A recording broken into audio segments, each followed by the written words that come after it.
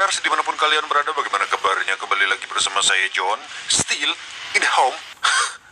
Setelah kemarin merangkum film Bloodline, sepertinya jiwa-jiwa brutal dalam diri saya mulai bangkit kembali.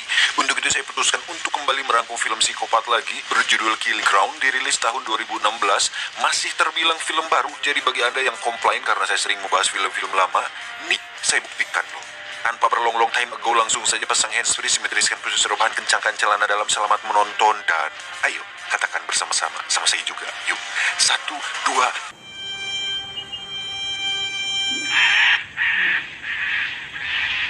Diawali dengan memperlihatkan sebuah keluarga yang camping di tengah hutan. Ada Robert sang ayah, Margaret sang ibu, Emily si anak sulung, dan Oli si bontot yang masih balita.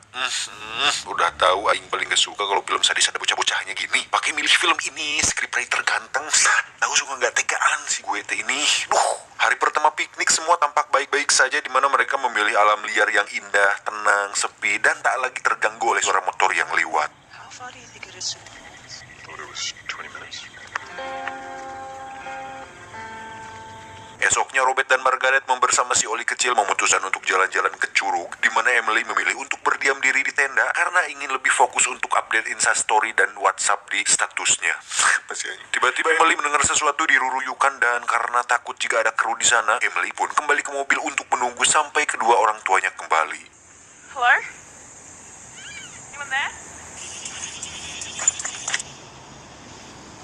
1 jam kemudian muncullah sebuah mobil putih, di mana itu adalah 2 orang warga lokal yang memang sering berburu babi hutan di sana. Ada Scott dan Todd, tidak pakai ngen. Saat keduanya sedang kencing, tak sengaja Todd melihat Emily tengah tertidur di dalam mobil, di mana mereka melihat tali kutang pink yang langsung membuat si Todd jangar. There's a chance. You gotta make the most of the opportunities. Dan tak apa yang dipikirkan oleh kedua orang bangsat ini, Scott pun menyuruh Todd untuk bersenang-senang, dan dia sendiri akan memeriksa tempat Emily dan keluarganya mendirikan tenda.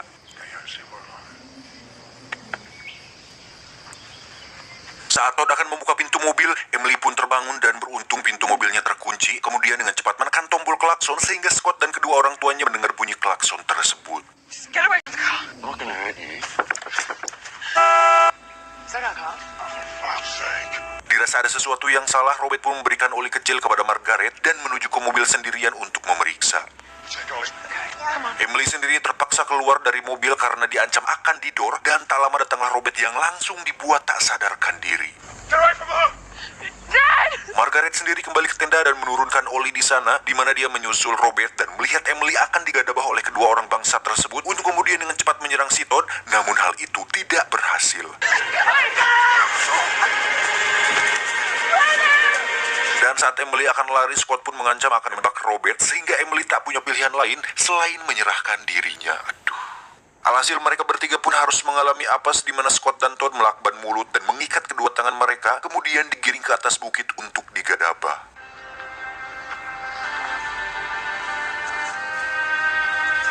Setelah Todd selesai menggadabah Emily, dia pun memeriksa ponselnya dan menemukan foto si Oli kecil di sana. Lalu Scott menanyakan di mana anaknya sekarang. We got a little kid. Karena Margaret tidak mau buka suara akibat mulutnya dilakban, Scott dan Todd pun memutuskan untuk melakukan sedikit permainan kepada mereka. Sit still. Sit still.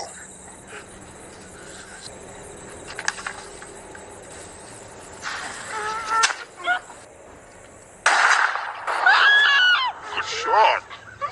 Pada akhirnya, mereka bertiga harus tewas oleh kedua manusia tak berakhlak ini, di mana hal itu sebenarnya tidak mereka berdua rencanakan. Namun karena sudah terlanjur, Scott dan Todd pun menghabisi ketiganya tanpa rasa kasihan dan iba sedikit pun.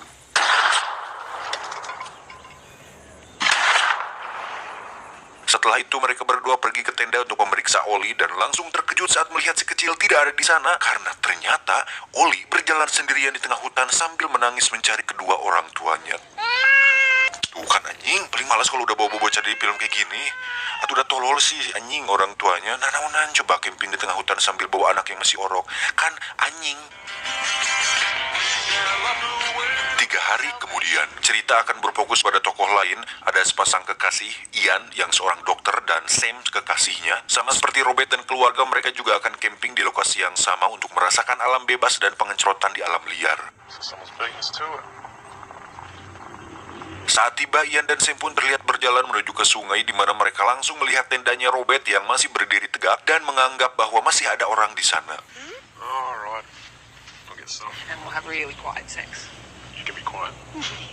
Singkat cerita, malam pun tiba. Saat Ian sedang ngaduruk suluh, tiba-tiba dia dikagetkan dengan suara Sam yang teriak karena mendengar sesuatu dan merasa bahwa itu bukanlah suara binatang. Karena memang itu adalah suara si Oli kecil yang masih berkeliaran di hutan. I definitely heard something. It was probably a possum or No, something. that wasn't a possum. Who do you think they are? No idea. Should have turned up soon enough. Esok paginya mereka berdua pun dikejutkan dengan masih tidak ada siapa-siapa di tenda tersebut dan merasa ada sesuatu yang salah di sini. Untuk itu Ian dan Sam pun kembali ke mobil untuk pergi menemui penjaga hutan. Namun ternyata ban mobil mereka bocor sehingga Ian menyuruh Sam untuk berkemas selagi dia mengganti ban mobilnya tersebut.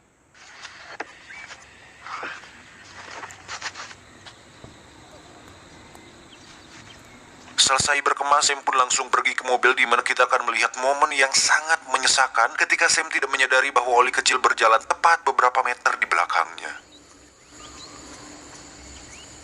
Saat Sam selesai meletakkan barang-barangnya di mobil, dia pun kembali ke tenda untuk mengambil sisa barang. Dan tak lama Sam pun teriak dan akhirnya menemukan Oli kecil sudah pingsan karena belum makan dan minum selama 3 hari berturut-turut. Is he alive?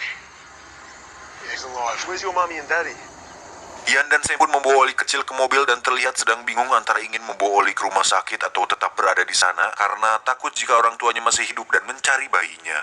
Oh, can we just drive it? No, it's too rough. It's not going to make it. The keys aren't in here. I'm going to check the tent. Okay. Dan sebuah keberuntungan pun tak lama terjadi tatkala Todd tiba-tiba muncul kembali di sana, di mana Ian dan Sam langsung memberitahunya bahwa ada seorang balita yang sedang pingsan. Yeah, Ian's a doctor. We got to get him to a hospital. Yeah. Are you a ranger? I'm a hunter. You met them? Yeah. I was here to count the piggies. Tak ingin kejahatannya terbongkar, Todd pun berpura-pura menyarankan Ian untuk pergi bersamanya ke tengah hutan dengan tujuan untuk mencari orang tuanya dan Sam disuruh untuk menjaga Oli di mobil. Right, well, what are we waiting for? I think we should go. Oh, hang on. You have any trouble, you just hit that horn and we will come running.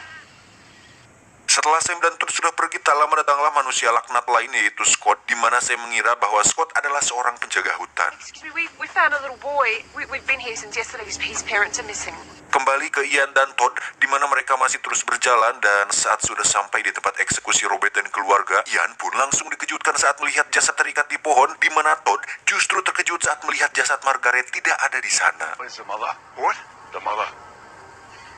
Ternyata Margaret masih hidup karena ditembak bagian yang tidak vital.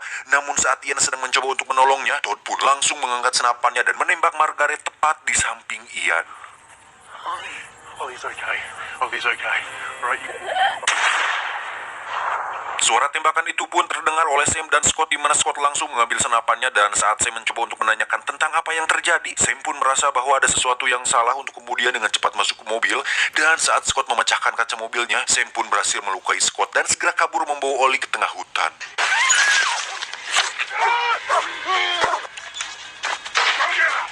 Kembali ke Ian yang disuruh untuk berdiri, namun dia berhasil mendorong Todd dan segera lari dari sana. Di saat bersamaan terjadi aksi pengejaran terhadap Ian dan Sam oleh si kampret Todd dan Scott, di mana Ian memutuskan untuk bersembunyi.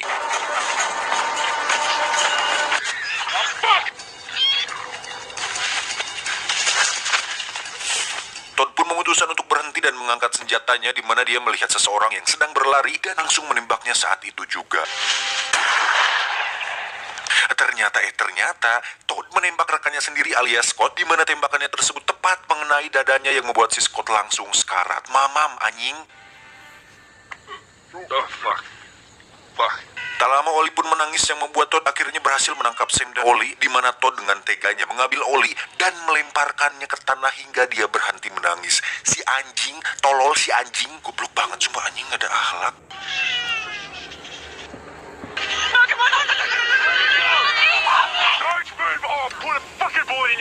Namun yang lebih membagongkan dari itu semua adalah ketika Ian punya kesempatan untuk mengambil senjata milik Scott, tapi memilih untuk tidak melakukannya karena sebagai seorang dokter yang baik, Ian tidak tega jika harus melukai seseorang dalam situasi apapun.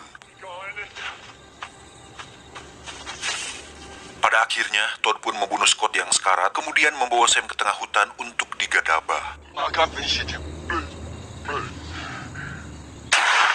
Ian sendiri memilih mengambil kunci mobil milik Scott dan pergi ke kantor polisi terdekat untuk melaporkan kejadian itu kepada polisi, ketimbang mengambil resiko untuk menyelamatkan Sam kekasihnya sendirian yang sedang dalam bahaya. Si tolol. Scream. Scream for it. Pull your fucking pants. Selesai menggadabah si Pecang, Todd pun kembali ke mobil membawa serta Sam di mana mobilnya menabrak pohon saat Sam mencoba untuk mengecohnya.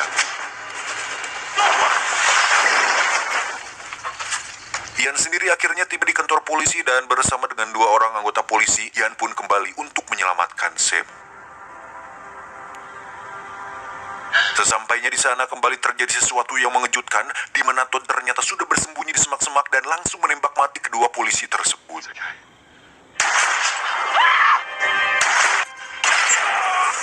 Alhasil Todd pun berhasil menangkap Sam dan Ian, di mana saat Sam bertanya di mana Oli sekarang, Ian pun mengatakan bahwa dia tidak bersamanya. Is Ollie okay?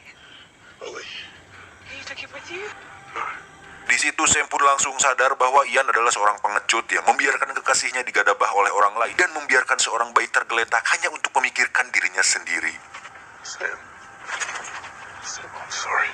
Dengan mobil polisi, Todd pun menyuruh Sam untuk menyetir, di mana Sam memutuskan untuk mengolengkan mobilnya hingga membuat kaki si Todd terluka.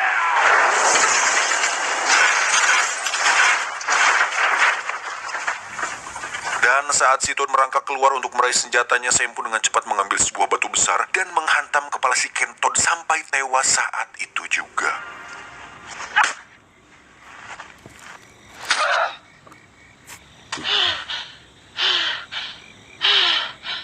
Beberapa hari kemudian, Sam tersadar di rumah sakit dan menemui Ian di kamar lain. Dan dengan tatapan kekecewaan, Sam pun memenangi Ian dengan penuh rasa haneul yang membuat film ini berakhir tanpa diceritakan bagaimana kondisi Oli sekarang. Tamat, ending yang paling membagongkan dari yang paling membagongkan yang pernah